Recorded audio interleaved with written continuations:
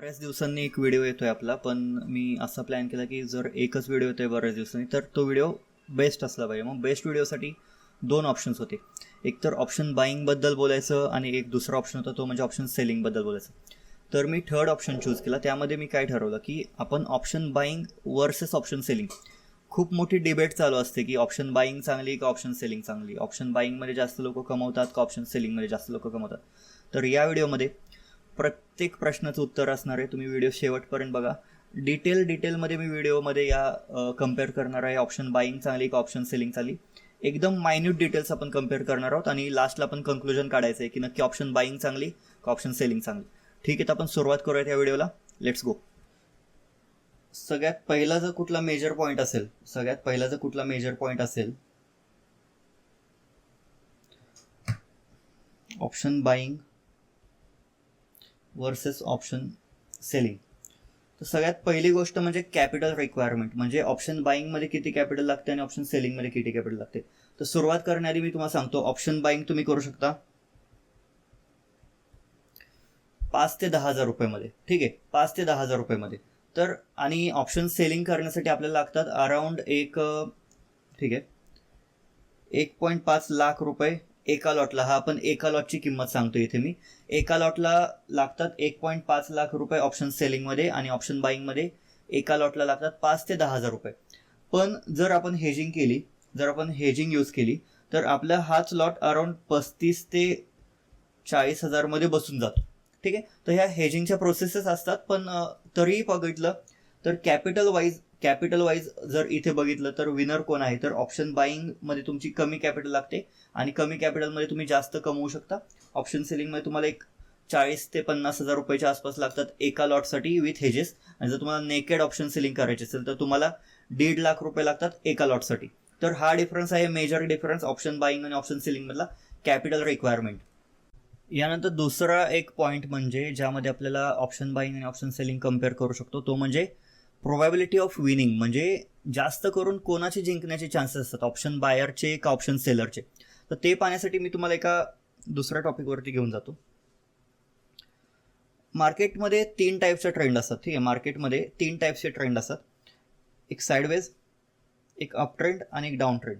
Sideways, up trend आणि down trend. या व्यतिरिक्त अजून 2 ट्रेंड असतात, तो म्हणजे साईडवेज टू बुलिश आणि हा म्हणजे साईडवेज टू बेरिश. तर अशा 5 टाईपमध्ये मार्केट ॲक्च्युली मूव्ह होतं. तर इथे तुम्ही बघा आपली विनिंगची प्रोबॅबिलिटी. ठीक आहे, तर सपोज तुम्ही XYZ ठिकाणी एक कॉल ऑप्शन बाय केला आहे, तुमचा व्यू आहे वरचा. तर इथे मला सांगा, जेव्हा मार्केट वरती जातं तेव्हा ऑप्शन बायर प्रॉफिट कमवणार. येस, ऑप्शन बायर प्रॉफिट कमवणार कारण त्याच्या डायरेक्शनने मार्केट गेले. आणि ऑप्शन सेलर सुद्धा प्रॉफिट कमवणार कारण त्याच्याही डायरेक्शनने मार्केट गेले. इथे सपोज तुम्ही CE बाय करण्याऐवजी जर PE सेल केला तर हा झाला तुमचा ऑप्शन सेलिंगचा डायरेक्शनल ट्रेड. तर यामध्ये काय होतं, तुम्ही जेव्हा तुमच्या बाजूने जेव्हा मार्केट जातं तेव्हा इव्हन तुमचा ऑप्शन सेलिंगचा ट्रेड सुद्धा प्रॉफिट देतो, प्लस तुम्हाला थिटा पण मिळतो. ठीक आहे, तर ज्यांना थिटा वगैरे माहिती नाही त्यांनी माझा बेसिक्स ऑफ स्टॉक मार्केटचा व्हिडिओ पहा. त्यामध्ये आपण बऱ्यापैकी ऑप्शन्सचे ग्रीक्स वगैरे एक्सप्लेन केलेले आहेत. तर या पॉईंटला दोघं पण प्रॉफिट कमवतात. म्हणजे इवन ऑप्शन बायर सुद्धा प्रॉफिट कमवतोय आणि इवन ऑप्शन सेलर सुद्धा प्रॉफिट कमवतोय कारण की दोघांच्याही डायरेक्शनने मार्केट गेले. ठीक आहे, तर आता ही प्रोबॅबिलिटी आपण चेक केली. आता सेकंडमध्ये काय आहे, साईडवेज टू बुलिशमध्ये काय होतं, मार्केट वरती तर गेलंय पण एकदम साईडवेज म्हणजे एकदम अशा फॉर्मेशनमध्ये वरती गेले, डायरेक्ट वरती नाही गेलं. या फॉर्मेशनमध्ये मार्केट वरती गेले, या साईडवेज टू बुलिश स्लोली. तर या पॉईंटला काय होणार सगळ्यांनी नीट लक्ष द्या. जेव्हा तुम्ही ऑप्शन जो ऑप्शन तुम्ही बाय केलाय, CE ऑप्शन तुम्ही बाय केलाय, तर तेव्हा काय होणार, मार्केट जेव्हा साईडवेज टू बुलिश जात असणार तेव्हा तुमचं टाइम व्हॅल्यू जात असणार. म्हणजे टाईमची व्हॅल्यू तुम्ही पे करत असणार. तर त्यामध्ये काय होणार, तुमचा लॉस नाही होणार म्हणता, तुमच्या साईडने मार्केट गेले, पण तुम्ही एक कॉस्ट टू कॉस्ट किंवा ₹0 नो प्रॉफिट नो लॉस अशा कंडिशनमध्ये तुम्ही तो ट्रेड एक्झिट करणार कारण की तुम्ही $DK पे केलाय. तर या कंडिशनमध्ये काय होतं, ऑप्शन बायर ₹0 कमवतो कारण की त्याच्या डायरेक्शनने मार्केट तर गेले पण स्पीडमध्ये नाही गेलं. ऑप्शन बाईंग जेव्हा आपण करतो तेव्हा तुमच्या डायरेक्शनने मार्केट एकदम स्पीडने गेलं पाहिजे तरच तुम्ही एक प्रॉपर प्रॉफिट कमवू शकता ऑप्शन बाईंगमध्ये. पण जेव्हा तुम्ही पीई सेल केलाय, तुमचा व्यू वरचा आहे, पण market sideways to bullish same फॉर्मेशनमध्ये असं असं असं वरती गेलंय, थोडंसं टाइम वेस्ट करत, तर तिथे काय होणार, तुम्हाला डायरेक्शनचा थोडाफार प्रॉफिट मिळणार, जेवढा बायरला मिळाला तेवढा तुम्हाला डायरेक्शनचा पण बेनिफिट मिळणार, पण तुम्हाला थिटा पण मिळणार. थिटा म्हणजे काय, की जो टाइम व्हॅल्यू तुमचं टाईमनुसार व्हॅल्यू कमी झाली, सपोज 100 रुपयाचा ऑप्शन होता, तो झाला 80 रुपीजचा, तर हे 20 रुपीज जे आहेत तो सेलरचा फायदाच झाला. तर यामध्ये काय होणार, तुम्ही सेलिंग जर करत असाल तर इथे सुद्धा तुम्ही पॉझिटिव्हमध्येच बाहेर येणार, कारण की तुमचा ट्रेड तर तुमच्या बाजूने थोडासाच गेलाय, पण तुम्हाला थिटा डिके जास्त मिळालाय. यानंतर ही झाली फर्स्ट प्रोबॅबिलिटी, ही झाली सेकंड प्रोबॅबिलिटी. तर यानंतर आपण थर्ड प्रोबॅबिलिटी पाहूया. थर्ड प्रोबॅबिलिटी, त्यामध्ये काय होईल, मार्केट तुम्ही एंट्री घेतल्यानंतर पूर्ण साईडवेज म्हणजे जिथे तुम्ही एंट्री घेतलेली 1-2-3 तासानंतर त्याच पॉईंटला येऊन थांबलं, एक्झॅक्ट जिथे तुमची एंट्री झालेली. तर या पॉईंटला काय झालं असेल, सपोज तुम्ही ऑप्शन बाय केला असेल 100 रुपयाचा आणि मार्केट आता तिथेच आहे, तरी पण तो ऑप्शन 80 का 70 रुपये झालेला असणार, कारण की तुम्ही 30 रुपये डिके पे केलाय. 30 रुपये तुमचं ऑप्शन्स डिके झालेत म्हणजे काय, की ऑप्शन्सची प्राइस तुमची कमी कमी होत गेली 30 रुपयाने. तर इथे ऑप्शन बायरचा लॉस होणार. काय होणार, लॉस होणार, कारण की त्याचा थिटा डिकेची व्हॅल्यू त्याने पे केली. पण जर तुम्ही ऑप्शन सेलिंग करत असाल तर इथे काय झालंय, मार्केट साईडवेज गेले, बरोबर, मार्केट साईडवेज गेले, तुम्ही एंट्री घेतल्यापासून 1 ते 2 तासात सपोज तुम्ही 80 to 100 रुपीजचा कॉल पुट सेल केला असेल, वरचा वेळ आपला पुट सेल केला असेल, तर तो पुट या पॉईंटला म्हणजे 2-3 तासांनी किती रुपीज असेल, एक 30 to 25 रुपीज त्यामध्ये डीके झालेला असेल, म्हणजे 30 ते 25 रुपये त्या ऑप्शन्सच्या प्राईजमध्ये डीके झालेलं असेल, आणि ते तुमचं नेट प्रॉफिट असणार, कारण की तुम्ही ऑप्शन सेलिंग केले. तर इथे सुद्धा ऑप्शन सेलर प्रॉफिटमध्येच राहतो. तिसऱ्या प्रोबॅबिलिटीमध्ये इथे सुद्धा ऑप्शन सेलर प्रॉफिटमध्येच राहतो. कुठल्या प्रोबॅबिलिटीमध्ये, थर्ड प्रोबॅबिलिटीमध्ये सुद्धा. यानंतर चौथी प्रोबॅबिलिटी, साईडवेज टू बेरिश, म्हणजे तुमचा व्यू चुकलाय पण मार्केट थोडंसं तुमच्या अगेन्स्ट आले, या वेमध्ये, अशा वेमध्ये थोडंसं स्लाईट, तुमची एंट्री या पॉईंटला झाली आणि मार्केट असं थोडंसं तुमच्या अगेन्स्ट आले, तर इथे काय होणार, ऑप्शन बायर थिटा डिके पण पे करणार, म्हणजे थिटाची व्हॅल्यू पण पे करणार. थिटाची व्हॅल्यू म्हणजे थोडक्यात टाइम व्हॅल्यू सुद्धा पे करणार, आणि तुम्हाला जो तुमच्या ऑपोजिट गेलंय मार्केट त्याचा लॉस सुद्धा होणार. ठीक आहे, तर या पॉईंटला सुद्धा ऑप्शन बायरचा लॉसच होतोय. नीट समजून घ्या, इथे थिटा खूप मेजर रोल प्ले करतोय. या ठिकाणी सगळ्यात जास्त इम्पॉर्टंट रोल प्ले करतोय थिटा म्हणजे काय, टाइम व्हॅल्यू म्हणजे ऑप्शन्सचं प्रीमियम जे कमी होत असतं ते थिटामुळे कमी होत असतं. ठीक आहे, त्याला टाइम, जेवढा तो टाइम घालवेल ऑप्शन, तेवढं ते ऑप्शन प्रीमियम कमी होत जातं हळूहळू. आता इथे जर आपण ऑप्शन सेलरच्या वेने बघितलं, ऑप्शन सेलरच्या दृष्टिकोनाने बघितलं, तर इथे काय होणार, सपोज तुमची एंट्री झाली अराउंड, इथे लक्ष द्या सगळ्यांनी, इथे तुमची एंट्री झाली अराउंड 100 रुपीज, तुम्ही पीई सेल केलाय, तुमची एंट्री झाली अराउंड 100 रुपीज, आणि काय होते, मार्केट तुमच्या अगेन्स्ट येते, म्हणजे तुम्ही जे 100 रुपीजला तुमची एंट्री झाली ते तुमचं 120-130 होणार, बरोबर. म्हणजे तुम्हाला मार्केटची डायरेक्शन लॉस देते, या ठिकाणी मार्केटची डायरेक्शन तुम्हाला लॉस देते, पण इथे तुम्हाला थिटा डिके सुद्धा मिळतोय. म्हणजे सपोज तुमचे 20 ते 30 रुपये तुम्हाला मार्केटच्या डायरेक्शनने ऑपोज दिलाय, म्हणजे अगेन्स्ट गेलंय तुमच्या मार्केट, तर इथे 20 ते 30 पॉईंट्स का, कारण साईडवेज टू बेअरिश आहे, म्हणजे धपकन नाही पडले, एका मोमेंट हळूहळू पडत गेले. सो आपल्याला 20 ते 30 रुपये डायरेक्शनमध्येच फरक दिसणार, पण इथे तुम्हाला 20 ते 30 रुपीजचा थिटा डिके सुद्धा मिळालेला असतो. म्हणजे या पॉईंटला तुम्ही काय करता, या पॉईंटला तुम्ही ब्रेक इव्हन, म्हणजे नो प्रॉफिट नो लॉस अशा कंडिशनमध्ये तुम्ही बाहेर येऊन जाता, कारण की थिटा तुमच्या बाजूने असतो. प्रत्येक पॉईंटला तुम्ही लक्षात घ्या, थिटा तुमच्या बाजूने. तर इथे सुद्धा तुम्ही no profit no loss, 0 rupees. तर इथे तुम्ही बघू शकता चारी प्रोबॅबिलिटी ज्या होत्या, 4 ज्या प्रोबॅबिलिटीज होत्या, 1, 2, 3 आणि ही 4, या 4 प्रोबॅबिलिटीजमध्ये ऑप्शन सेलिंगमध्ये तुम्हाला लॉसच झाला नाही.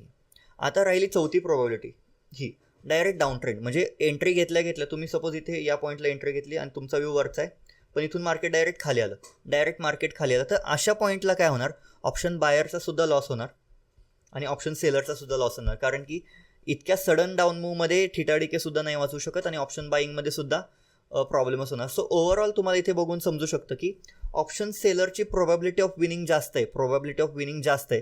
जर आपण ही केस आणि ही केस जर निग्लेक्ट केली तरी पण इथे तुम्ही बघू शकता प्रोबॅबिलिटी ऑफ विनिंग ऑप्शन सेलिंगची आहे 66% आणि ऑप्शन बायरची आहे 33%. प्रोबॅबिलिटी ऑफ विनिंग, म्हणजे जरी आपण 3 केसेस फक्त पकडल्या, साईडवेज, अप ट्रेंड आणि डाऊन ट्रेंड, या 3 केसेसमध्ये जर पकडलं तर फक्त डाऊन ट्रेंडमध्ये जेव्हा मार्केट येतं तेव्हा आपला SL हिट होतो ऑप्शन सेलिंगमध्ये. ऑप्शन बाईंगमध्ये साईडवेज आणि डाऊन ट्रेंडमध्ये सुद्धा लॉसेस होतात. म्हणजे थोडक्यात काय की 3 पैकी 2 ठिकाणी ऑप्शन सेलर प्रॉफिटमध्ये राहण्याचे चान्सेस असतात आणि 3 पैकी एका ठिकाणी ऑप्शन बायर प्रॉफिटमध्ये राहण्याचे चान्सेस असतात.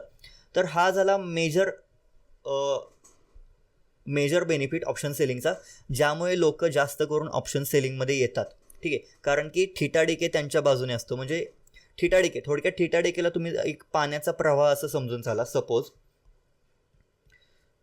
पाण्याचा असा प्रवाह चालू आहे या डायरेक्शनने आणि तुम्ही जर याच दिशेने स्विम करताय, सपोज तुम्ही याच दिशेने स्विम करताय, तर ऑब्व्हियसली पाण्याचा प्रवाह तुम्हाला पटपट स्विम करायला मदत करणार. जरी तुम्ही ॲव्हरेज स्विमर असाल तरी पाण्याचा प्रवाह जर तुमच्या बाजूने असेल, म्हणजे थोडक्यात काय की तुम्हाला इकडे पाण्याचा प्रवाह तुमच्या बाजूने असल्यामुळे तुम्ही पटपट स्विम करत पुढे जाणार.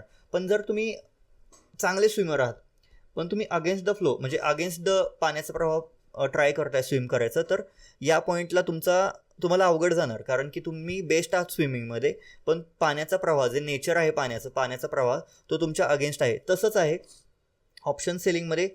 थीटा डिके तुमच्या बाजूने असतो, सो एक प्रकारचा पाण्याचा प्रवाह असतो तो. आणि ऑप्शन बाईंगमध्ये थीटा डिके तुमच्या अगेन्स्ट असतो, म्हणजे पाण्याचा प्रवाह तुमच्या अगेन्स्ट असतो. तर इथे काय होतं, जरी तुम्ही एक ॲव्हरेज ट्रेडर असाल तरी ऑप्शन सेलिंगमध्ये तुमचे विनिंगचे चान्सेस जास्त असतात ऑप्शन बाईंगपेक्षा. आता तिसरी गोष्ट जी कन्सिडर करावी लागते ती म्हणजे रिस्क किती राहते ऑप्शन बाईंग वर्सेस ऑप्शन सेलिंगमध्ये. रिस्क किती राहते पर ट्रेड किंवा पर लॉट. तर इथे जर बघायला गेलं तर ऑप्शन बाईंगमध्ये तुम्हाला ॲटलिस्ट तुम्हाला ॲट द मनी काम करावं लागतं. पहिली गोष्ट, तुम्ही जेव्हा ऑप्शन बाईंग करता तेव्हा आपण ॲट द मनी काम करावं लागतं. हा एक मेजर अजून एक पॉईंट आपण लिहून घेऊयात. तुम्हाला ऑप्शन बाईंग करायची असते, जेव्हा तुम्हाला ऑप्शन बाईंग करायची असते तेव्हा तुम्हाला कंपल्सरी ॲट द मनी काम करावं लागतं किंवा इन द मनी काम करावं लागतं. पण इन द मनी आपण सगळेच अवॉइड करतो, कारण की इन द मनीचा डेल्टा खूप सेन्सिटिव्ह असतो, खूप फास्ट असतो. So in the Manila profits मोठे होण्याचे चान्सेस असतात, पण त्याचबरोबर लॉसेससुद्धा मोठे होतात. तर इथे कसं आहे, ऑप्शन बाईंगमध्ये तुम्हाला ॲट द मनी काम करावं लागतं आणि जेव्हा ऑप्शन सेलिंग तुम्ही करत असा तेव्हा तुमच्याकडे 2 ऑप्शन्स राहतात. तुम्ही ॲट द मनी सुद्धा शॉर्ट करू शकता आणि त्यासोबत तुम्ही OTM सुद्धा शॉर्ट करू शकता. जो लांबचा ट्रेड आहे वगैरे, लांबची स्ट्राईक प्राईस तुम्ही शॉर्ट करू शकता. तर हा एक बेनिफिट राहतो ऑप्शन सेलिंगमध्ये. याबरोबर अजून एक बेनिफिट म्हणजे रिस्क तुमची किती पाहिजे. तर एका लॉटप्रमाणे जर आपण कॅल्क्युलेट करायचं बघितलं, एका लॉटप्रमाणे इथे तुम्ही बघू शकता, एका लॉटप्रमाणे ऑप्शन बाईंगला मिनिमम 60 to 80 पॉईंट्सचा स्टॉप लॉस लागतो ऑप्शन बाईंग करताना. 60 to 80 पॉईंट्स. बँक निफ्टीबद्दल मी बोलतो इथे, सेम ॲप्लाय करतं निफ्टीला वेगळ्या रेशिओमध्ये. तर इथे तुम्हाला मी सांगतो 60 to 80 पॉईंट्सचा तुम्हाला स्टॉप लॉस ठेवावा लागतो बँक निफ्टीमध्ये. म्हणजे 60 to 80 पॉईंट्स म्हणजे झाले अराउंड 1,500 ते 2,000 रुपीजची तुमची रिस्क राहते पर ट्रेड, पर लॉट तुमची रिस्क राहते ऑप्शन बाईंगमध्ये. तर ऑप्शन सेलिंगमध्ये थोडीशी गोष्ट वेगळी आहे. जेव्हा तुम्ही ॲट द मनी काम करता तेव्हा तुमचा स्टॉप लॉस राहणार 60 to 80 पॉईंट्स. पण जेव्हा तुम्ही OTM काम करता, म्हणजे जेव्हा तुम्ही लांब थांबलेले असता मार्केटपासून, लांबची स्ट्राईक प्राईस तुम्ही शॉर्ट केलेली असते, तेव्हा तुमचा डेल्टा कमी असतो. सो तुम्हाला तुमची रिस्क मॅनेज करता येते तुमच्या पोझिशन साईजनुसार. म्हणजे तुम्हाला मिनिमम, तुम्ही इथे ऑप्शन सेलिंग करताना तुम्ही 600 रुपीज ते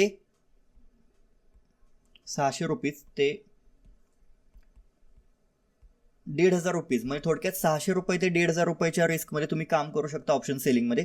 तर ज्यांना रिस्क मॅनेजमेंट करायची, आता सपोज तुम्हाला इथे टेक्निकली बघितलं तर तुम्हाला ऑप्शन बाईंगमध्ये 5,000 ते 10,000 रुपये कॅपिटल लागते. 5,000 ते 10,000 कॅपिटल तर लागते ऑप्शन बाईंगमध्ये, पण 1,500ची रिस्क, म्हणजे जर एखादा माणूस 10,000 रुपयेच घेऊन आलाय तर त्याच्यासाठी 1,500ची रिस्क म्हणजे ऑलमोस्ट 15% आहे त्याच्या कॅपिटलच्या. सो इथे प्रॉब्लेम होतो. जर 2-3 दिवस तो back to back stop losses त्याचे हिट झाले तर ऑलमोस्ट त्याची हाफ कॅपिटल वाईप होते, म्हणजे थोडक्यात तो 50%चा लॉस घेऊन बसतो. पण जर तुम्ही ऑप्शन सेलिंग करत असाल तर ऑप्शन सेलिंग करण्यासाठी तुम्हाला मिनिमम 50,000 रुपये तर घेऊन यावंच लागतं मार्केटमध्ये. जर सपोज तुम्ही 50,000 रुपये घेऊन आलाय आणि तुम्ही ठरवलं की मला बाबा दिवसाला फक्त 1%ची रिस्क घ्यायची, म्हणजे अराउंड एक 500 रुपयेच्या आसपास, तरी तुम्ही तुमचा ट्रेडमध्ये 500 ते 600 रुपयाच्या रिस्कने काम करू शकता. तुम्हाला फक्त OTM सेल करावे लागतात लांबचे, त्यामुळे तुम्ही 500-600 रुपयाची रिस्क सुद्धा मॅनेज करू शकता. तर ऑप्शन बाईंगमध्ये 500 रुपयाच्या रेसने काम करता येत नाही, कारण की फक्त 20 पॉईंट्सचा मोमेंटम जरी आला बँक निफ्टीमध्ये तरी तुमचा स्टॉप लॉस हिट होण्याचे चान्सेस असतात. यानंतरचा अजून एक जो पॉईंट आहे कन्सिडर करावा लागणारा तो म्हणजे ऑप्शन सेलिंगमध्ये लॉस किती होऊ शकतो किंवा ऑप्शन बाईंगमध्ये लॉस किती होऊ शकतो. सपोज तुम्ही अजून एकदा इथे कन्सिडर करा की तुम्ही 100 रुपीजचा एक 100 रुपीजचा कॉल ऑप्शन बाय केलाय, तुमचा व्यू वरचा आहे, आणि त्याच टाइमला तुम्ही 100 रुपीजचा एक पुट ऑप्शन सेल केलाय, यात सुद्धा तुमचा व्यू वरचा आहे. कॉल पुट काय असतं हे सगळ्यांना माहितीच असेल, जर नसेल माहिती तर थोडक्यात सांगतो. जेव्हा तुमचा व्यू वरचा असतो तेव्हा तुम्हाला कॉल बाय करायचा असतो, आणि जेव्हा तुमचा व्यू खालचा असतो तेव्हा तुम्हाला पुट बाय करायचा असतो. ऑप्शन सेलिंगमध्ये जेव्हा तुम्ही कॉल बाय करता त्याच्याऐवजी तुम्हाला पुट सेल करायचा असतो, आणि ऑप्शन सेलिंगमध्ये जेव्हा तुम्ही पुट बाय करता त्याच्याऐवजी तुम्हाला कॉल सेल करायचा असतो. ऑप्शन सेलिंगमध्ये थोड्या गोष्टी ऑपोजिट असतात. ठीक आहे, तर या पॉईंटला जो सीई आपण बाय केलाय तो लॉस किती देऊ शकतो आपल्याला, म्हणजे लॉस जो आहे ऑप्शन बाईंगमध्ये तो होऊन किती होणार, 0 रुपीज होणार. हा बरोबर, म्हणजे 100 रुपीजचा तुम्हाला लॉस होऊ शकतो मॅक्स ऑप्शन बाईंगमध्ये. पण ऑप्शन सेलिंगमध्ये तुम्ही सेल केलाय म्हणजे जेवढा 100 रुपीजचा प्राइस जी आहे ती जेवढी कमी होईल तेवढा तुम्हाला प्रॉफिट होणार. आणि इथे तुम्ही बघू शकता 100 रुपीजचा 0 म्हणजे थोडक्यात वाढून किती वाढणार, जर वाढू किती शकतो, म्हणजे वरच्या साईडला थोडक्यात इन्फिनिटी आहे. मग लॉस ऑप्शन सेलिंगमध्ये अनलिमिटेड असतो, कारण 100 रुपीजचा तुम्ही सेल केलाय तो प्रॉफिट देऊन तुम्हाला 100 रुपीजच देणार, पण लॉस देताना तो 1000ही होऊ शकतो, 2000ही होऊ शकतो. असं एक कन्सेप्ट राहते ऑप्शन सेलिंगमध्ये की लॉस अनलिमिटेड असतो. हे समजून घ्या तुम्ही. ऑप्शन बाईंगमध्ये लॉस लिमिटेड असतो, ऑप्शन बाईंगमध्ये लॉस लिमिटेड असतो, आणि ऑप्शन सेलिंगमध्ये लॉस अनलिमिटेड असतो. पण हा जो लॉस आहे अनलिमिटेड ऑप्शन सेलिंग मधला, तर तो कंट्रोल करण्यासाठी तुम्हाला हेजिंग एक यूज करावे लागते. हेजिंग आणि एक स्टॉप लॉस. हेजिंग आणि स्टॉप लॉस जेव्हा तुम्ही यूज करता तेव्हा तुमचा लॉस जो आहे तो लिमिटेड होऊन जातो, जसं की ऑप्शन बाईंगमध्ये होतं तसं सेम प्रकारे तुमचा लॉस लिमिटेड होऊन जातो ऑप्शन सेलिंगमध्ये सुद्धा. तर या कन्सेप्ट लोकांना माहिती नाही आहेत. सेलिंगमध्ये लोकांना फक्त माहिती आहे की फक्त बाबा अनलिमिटेड लॉस असतो, जास्त कॅपिटल लागते, पण हेजिंग वगैरे माहिती नसतं. तुमचं 40,000 35,000 सुद्धा ऑप्शन सेलिंग होऊ शकते, पण लोकांना माहितीच नसतं. आणि लॉस लिमिटेड कसा करायचा हे सुद्धा हेजिंग आणि स्टॉप लॉस या दोन गोष्टींनी लॉस तुमचा लिमिटेड होऊन जातो आपोआप. आता यासोबत प्रॉफिट किती होऊ शकतो ऑप्शन बाईंगमध्ये आणि ऑप्शन सेलिंगमध्ये किती प्रॉफिट होऊ शकतो, तर सेम वेज इथे तुम्ही पाहिलं तर जो 100 रुपीजचा आपण ऑप्शन बाय केलाय, ऑप्शन जो बाय केलाय तो 100 रुपीचा आपल्याला प्रॉफिट 200 रुपये देऊ शकतो, 300 रुपये देऊ शकतो, 1000 देऊ शकतो किंवा 2000 सुद्धा देऊ शकतो. म्हणजे अनलिमिटेड प्रॉफिट राहतो ऑप्शन बाईंगमध्ये, आणि ऑप्शन सेलिंगमध्ये लिमिटेड प्रॉफिट राहतो. लिमिटेड प्रॉफिट म्हणजे काय, जो आपण 100 रुपीचा जो ऑप्शन आपण सेल केलाय तो होऊन किती होणार, 0 होणार. बरोबर, 0 होणार तरच तो प्रॉफिट देणार, आणि 0 फक्त एक्सपायरीच्या दिवशीच होतो. म्हणजे फक्त थर्सडे सोडलं तर बाकीच्या दिवशी एक लिमिटेड प्रॉफिट आपल्याला मिळतं ऑप्शन सेलिंगमध्ये. लिमिटेड प्रॉफिट म्हणजे एक जास्त पॉईंट्स नाहीत मिळत आपल्याला ऑप्शन सेलिंगमध्ये जेवढे बाईंगमध्ये मिळतात. तर हा एक ड्रॉबॅक राहतो ऑप्शन सेलिंगचा. इथे ऑप्शन बाईंग हेवी होऊन जाते, कारण की प्रॉफिटला लिमिट नसतं ऑप्शन बाईंगमध्ये. तर अजून एक जो पॉईंट आपण आता डिस्कस केला तो म्हणजे प्रॉफिट.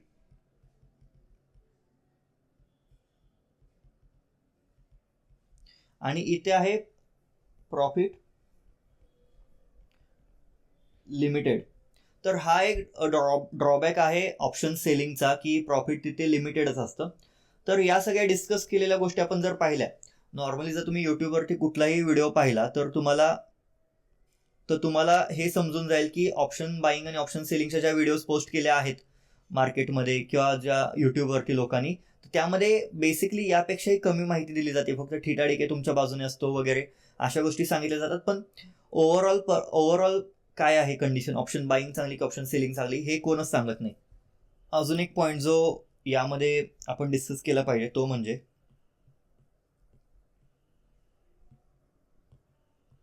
एक्सपायरी दिवशी तुम्हाला ऑप्शन सेलिंगमध्ये एक्सपायरीचे ट्रेड्स डिप्लॉय करतात. म्हणजे तुम्ही एक असा पॉईंट चूज करू शकता की जिथे मार्केट येणारच नाही आणि त्या पॉईंटला येणारी मार्केट एक्सपायर होऊन जातं. म्हणजे एक्सपायरी ट्रेडिंगच्या दिवशी थोडक्यात थर्सडेला ऑप्शन बाईंगमध्ये सगळ्यात जास्त रिस्क राहते ऑप्शन बाईंगमध्ये. आणि ऑप्शन सेलिंगमध्ये थर्सडेला ऑप्शन सेलरच्या बाजूने असतो थर्सडे. म्हणजे थोडक्यात एक्सपायरी थोडक्यात ऑप्शन सेलरच्या बाजूने असते, कारण की ओटीएम ऑप्शन सगळे झिरो होणार असतात, सगळे ओटीएम ऑप्शन झिरो होणार. म्हणजे सपोज 39,000ला बँक निफ्टी आत्ता आहे, तर खालचे सगळे जे पुट ऑप्शन्स आहेत ते पूर्ण झिरो होणार. खालचे सगळे जे पुट ऑप्शन्स आहेत ते पूर्ण झिरो होणार, कारण की मार्केट आत्ता 39,000च्या वरती चाललंय. तर हा एक गोष्ट राहते ऑप्शन सेलरच्या बाजूने, की थर्सडेला त्याच्या बाजूने गोष्टी राहतात आणि ऑप्शन बायरच्या बाजूने थर्सडेला गोष्टी अगेन्स्ट असतात, कारण की थिटा डिके जास्त असतो. मार्केटने जर त्याच्या लेवलच्या आसपास गेलंच नाही तर त्याची जी प्राइस आहे, त्याचं जे प्रीमियम आहे ते पूर्ण झिरो होऊन जातं ऑप्शन बायरचं. यासोबत अजून एक पॉईंट जो डिस्कस केला पाहिजे ऑप्शन बाईंग आणि ऑप्शन सेलिंग बद्दल, तो म्हणजे जेव्हा तुम्ही ऑप्शन बाईंग करता आणि सपोज तुम्हाला एक मंथली पोझिशन बनवायची, म्हणजे सपोज तुम्हाला एक ट्रेड घ्यायचा आहे जो तुम्हाला एक मंथसाठी किंवा एक वीकसाठी कॅरी करायचा आहे, तर जेव्हा तुम्ही ऑप्शन बाय करता आणि जर तो ट्रेड तुमच्या बाजूने डायरेक्शनने प्रॉपर नाही गेला तर तुम्हाला तिथे लॉस घ्यावा लागतो, कारण की थिटा डिके तुमच्या अगेन्स्ट असतो. आणि ओव्हरनाईटचा म्हणजे रात्रीचा जेव्हा मार्केट क्लोज असतं तेव्हा ओपन होईपर्यंत तेव्हा पण टाइम व्हॅल्यू तुम्हाला पे करावी लागते. म्हणजे पोझिशनलसाठी थोडक्यात स्विंग ट्रेडसाठी ऑप्शन बाईंग नाहीये. पण तिथे जर तुम्ही ऑप्शन सेलिंग बघितली तर तुमच्या बाजूने जरी मार्केट नाही गेलं, सपोज तुम्ही एक ओटीएम सेल केलाय, तुमच्या बाजूने मार्केट नाही गेलं, त्या व्यतिरिक्त तुम्ही सपोज सेल केलेल्या प्राइस पासून सपोज आडवंच गेलं तरी तुम्ही प्रॉफिटमध्ये येऊ शकता. त्याला म्हणतात पोझिशनल ऑप्शन सेलिंगच्या स्ट्रॅटेजीज. त्यामध्ये वेगवेगळ्या टाईपच्या स्ट्रॅटेजी असतात, straddle, strangle, iron condor, iron fly, butterfly hedges किंवा बटरफ्लाय स्ट्रॅटेजी, अशा वेगवेगळ्या टाईपच्या कॅलेंडर स्ट्रॅटेजीज असतात. तशा वेगवेगळ्या टाईपच्या स्ट्रॅटेजी असतात ऑप्शन सेलिंगमध्ये. तर स्विंग ट्रेडिंगसाठी ऑप्शन सेलिंग बेस्ट आहे, कारण की स्विंग ट्रेडिंगसाठी ऑप्शन सेलिंगमध्ये थिटा डिके तुमच्या बाजूने असतो आणि प्रोबॅबिलिटीज, जसं आपण बोललो, प्रोबॅबिलिटी तुमच्या बाजूने असते ऑप्शन सेलिंगमध्ये. आता ऑप्शन्स ग्रीक वाईज पाहिलं तर आपल्याला इथे क्लिअर कट कळून येतं की थिटा जो आहे तो ऑप्शन सेलरच्या फेवरमध्ये आहे. म्हणजे इथे तुम्ही बघू शकता थिटा म्हणजे थोडक्यात थिटा डिके जो असतो तो ऑप्शन सेलरच्या बाजूने असतो आणि थिटा डिके जो असतो तो ऑप्शन बायरच्या पूर्णपणे अगेन्स्ट असतो. थिटा डिके पूर्णपणे अगेन्स्ट असतो ऑप्शन बायरच्या. तर थिटा डिके हा एक मेजर इश्यू झाला ऑप्शन बाईंगमध्ये आणि थिटा डिके हा एक टाईपचा फ्रेंड झाला ऑप्शन सेलिंगमध्ये. आणि इथे अजून एक ग्रीक इन्व्हॉल्ड आहे, तो म्हणजे डेल्टा. तर डेल्टा जो आहे तो डेल्टा म्हणजे थोडक्यात काय असतं, जेव्हा डेल्टा म्हणजे ऑप्शन्सची इन द मनी जेव्हा ऑप्शन्स होतात तर त्यांचा स्पीड, त्यांची सेन्सिटिव्हिटी, तर यावरती बराच वेळ जाऊ शकतो. सो थोडक्यात मी तुम्हाला सांगतो, डेल्टा जो असतो तो ऑप्शन बायरच्या बाजूने असतो. म्हणजे जेव्हा तुमचा तुम्ही एखादा ट्रेड घेता आणि तुमच्या बाजूने मार्केट जायला सुरुवात करतं, हळूहळू तुमच्या बाजूने मार्केट जात असतं, तेव्हा त्या ऑप्शनची प्राइस ना पटपट वाढायला सुरुवात होते, कारण की त्याचा स्पीड जेवढा तो इन द मनी होत जाईल ऑप्शन, तेवढा त्याचा स्पीड वाढत जातो. सो डेल्टा ऑप्शन बायरच्या बाजूने असतो आणि तोच डेल्टा जसं ऑप्शन सेलरने पण तिथे सपोज त्याच डायरेक्शनचा ट्रेड घेतलाय आणि ऑप्शन सेलरने ऑलरेडी त्याच्या बाजूने मार्केट जाते, म्हणजे ती प्राइस ओटीएम होत चालली, हळूहळू ती ओटीएम होत चालली. सो डेल्टा स्लो होत जातो, म्हणजे ती प्राइसचं स्पीड स्लो होत जातं. तर तिथे डेल्टा त्याच्या अगेन्स्ट राहू शकतो, ऑप्शन सेलिंगच्या अगेन्स्ट राहतो डेल्टा. तर स्टॉप लॉसच्या बाबतीत पण तसंच, जेव्हा ऑप्शन बायरचा स्टॉप लॉस हिट व्हायला येत असतो तेव्हा ती प्राइस स्लो होत जाते, पण ऑप्शन सेलरचा जेव्हा स्टॉप लॉस हिट व्हायला येत असते प्राइस त्याच्या ऑपोजमध्ये, तेव्हा तो डेल्टा फास्ट होत जातो. सो या दोन मेजर गोष्टी आहेत ग्रीक्स वाईज, एक थिटा डिके आणि एक डेल्टा. तर याचं डिटेलमध्ये ग्रीक्सची जेव्हा मी व्हिडिओ पोस्ट करेन तेव्हा डिटेलमध्ये मी सांगेन, पण आता समजण्याच्या गोष्टी एवढंच की थिटा डिके ऑप्शन बायरच्या अगेन्स्ट असतो आणि डेल्टा ऑप्शन सेलरच्या अगेन्स्ट असतो, बाकीच्या केसेसमध्ये वाईस वर्सा. आता अजून एक ठिकाणी जिथे ऑप्शन सेलर्स पूर्णपणे विन करतात ती म्हणजे प्लेजिंग. तर ही कन्सेप्ट सगळ्यांनी लक्ष देऊन बघा. सपोज तुमच्याकडे 1,00,000 रुपीजच्या होल्डिंग्स किंवा स्टॉक्स किंवा SIP आहे, काही म्युच्युअल फंड आहे किंवा होल्डिंग्स आहेत, स्टॉक्स आहेत. तर हे स्टॉक्स तुम्ही प्लेज करू शकता. प्लेज काय असतं याच्यावरती सुद्धा मी व्हिडिओ बनवला आहे पूर्णपणे, तो व्हिडिओ तुम्ही बघा. प्लेज करू शकता म्हणजे त्या स्टॉक्सच्या अगेन्स्ट तुम्ही कोलॅटरल मार्जिन घेऊ शकता तुमच्या ट्रेडिंगसाठी. स्टॉक्स एक प्रकारे तारण ठेवून त्या बदल्यात तुम्हाला मार्जिन दिलं जातं, त्याला म्हणतात प्लेजिंग. तर 1,00,000चे स्टॉक्स तुम्ही सपोज प्लेज केले तर त्या बदल्यात तुम्हाला अराउंड ₹80,000 मार्जिन मिळतं ट्रेडिंगसाठी. तर ते मार्जिन तुम्ही फक्त ऑप्शन सेलिंगला वापरू शकता, इंट्राडेला फक्त ऑप्शन सेलिंगला. ते मार्जिन तुम्ही ऑप्शन बाईंगला वापरू शकत नाही. म्हणजे तुमचे स्टॉक्स तर वरती जातच असणार, त्याबरोबर तुम्ही ऑप्शन सेलिंगमध्ये स्मॉल बट कन्सिस्टंट प्रॉफिटसुद्धा मिळवत राहणार. सो ही एक बाजू आहे जिथे ऑप्शन सेलिंग करणारे लोक पूर्णपणे जिंकून जातात. आणि जास्त करून ज्यांच्याकडे जास्त मोठी कॅपिटल आहे किंवा ज्यांच्याकडे मोठ्या मोठ्या होल्डिंग्स आहेत ते लोक ऑप्शन सेलिंग प्रिफर करतात ऑप्शन बाईंगपेक्षा. ऑप्शन बाईंगमध्ये तुम्ही प्लेजिंगचे पैसे नाही वापरू शकत, कारण की तुमची रिस्क जास्त राहते. सपोज तुम्हाला 80 to 85K रुपीजचं मार्जिन दिलं आहे ब्रोकरने तुमच्या ट्रेडिंगसाठी, आणि जर सपोज तुम्ही एक्सपायरी दिवशी किंवा कधीही 80 ते 85,000चे पूर्ण लॉट्स बाय केले, म्हणजे सपोज आहे त्या प्राईसचे तुम्ही लॉट्स बाय केले, ऑप्शन बाईंग केली, तर तुम्हाला मोठा लॉस होऊ शकतो आणि तुमच्या होल्डिंग्स धोक्यात जाऊ शकतात. सो त्या बदल्यात जेव्हा तुम्ही प्लेजिंग करता तेव्हा तुम्हाला ऑप्शन सेलिंगच करायची फक्त परमिशन असते. तर इथे एक मोठा, सो थोडक्यात तुमची 1,00,000 कॅपिटल असेल, सपोज तुमच्याकडे 1,00,000 कॅपिटल आहे, तर त्याच्या बदल्यात तुम्हाला अराउंड 80,000 मार्जिन मिळतं. म्हणजे 1,00,000चे स्टॉक्स तर वाढतायतच, प्लस 80,000मध्ये तुम्ही ऑप्शन सेलिंगसुद्धा करू शकता 2 लॉट्सने वगैरे असं. तर इथे सगळ्यात महत्त्वाचा पॉईंट म्हणजे प्लेजिंग म्हणजेच डबल होते तुमची कॅपिटल. थोडक्यात तुमची कॅपिटल थोडक्यात डबल होते, तुम्हाला ती डबल कॅपिटल वापरायला मिळते, त्यामुळे तुम्ही थोडक्यात तुमचे प्रॉफिट्स वाढवू शकता. आणि इथे तुम्हाला प्लेजिंगचा काहीच फायदा मिळत नाही, ऑप्शन बाईंगमध्ये. तर हे मेजर गोष्टी होत्या, ऑप्शन बाईंग चांगली की ऑप्शन सेलिंग चांगली. तर आता आपण कन्क्लुजनबद्दल बोलूयात. जर ओव्हरऑल पाहिलं तर बऱ्यापैकी गोष्टी इथे तुम्ही जर बघितलं नीट, तर बऱ्यापैकी गोष्टी ज्या आहेत त्या ऑप्शन सेलरच्या फेवरमध्ये आहेत. म्हणजे हे बघा, इवन इथे बघा तुम्ही, या ठिकाणी ऑप्शन बायर विन करतो, या ठिकाणी ऑप्शन सेलर, या ठिकाणी ऑप्शन सेलर विन करतो, या ठिकाणी ऑप्शन सेलर विन करतो. लॉस अनलिमिटेड आहे, या ठिकाणी बायर विन करतो, या ठिकाणी सुद्धा बायर विन करतो.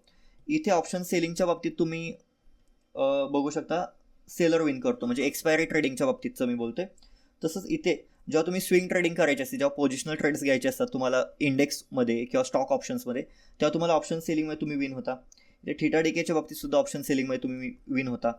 जेव्हा तुम्ही ऑप्शन बाईंग करता तेव्हा डेल्टा तुमच्या बाजूने असतो. आणि सगळ्यात महत्त्वाचं म्हणजे प्लेजिंग, तुमच्या आहे त्या होल्डिंग्स वापरून तुम्ही ट्रेडिंग करू शकता, ऑप्शन सेलिंग करू शकता.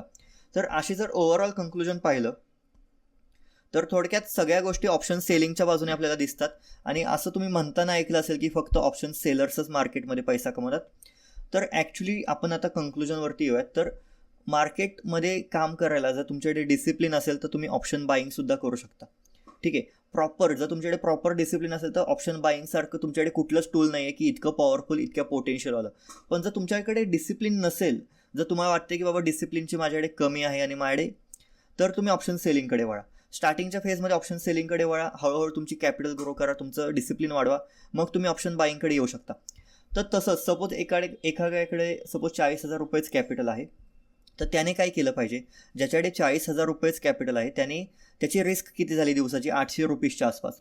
तर ऑप्शन बाईंगमध्ये त्याची रिस्क तर बसत नाही 2% पर ट्रेडच्या प्रमाणे, त्याची रिस्क ऑप्शन बाईंगमध्ये बसत नाही, कारण ऑप्शन बाईंग करताना ॲक्च्युली 1,500 ते 2,000 रुपयाचा स्टॉप लॉस घेऊन चालावं लागतं डेली बेसिससाठी.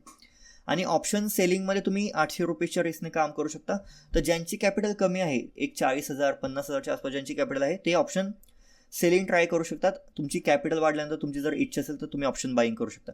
दोन्ही सेमच आहे. शेवटी तुम्हाला जर तराजू टाईप आपण जर कम्पेअर करायचं म्हणलं तर मी स्वतः दोन्हीही करतो, असं नाही की फक्त मी ऑप्शन सेलिंग करतो. तुम्हाला ऑपॉर्च्युनिस्ट राहायचं आहे, म्हणजे तुम्हाला बघायचं आहे की कुठल्या कंडिशनला, कुठल्या मार्केट सिच्युएशनला कुठली गोष्ट कामी येते. म्हणजे थोडक्यात आता सपोज रेनी सीझन चालू आहे, तर त्या पॉईंटला तुम्हाला अम्ब्रेला किंवा रेनकोट कामी येणार आहे, तो रेनकोट तुम्हाला समर सीझनमध्ये नाही कामी येणार आहे. तर मार्केटचं सेंटिमेंट बघा, मार्केटचं बिहेवियर बघा, त्यानुसार तुम्ही डिसाईड करा तुम्हाला ऑप्शन बाईंग करायचे का ऑप्शन सेलिंग करायचे.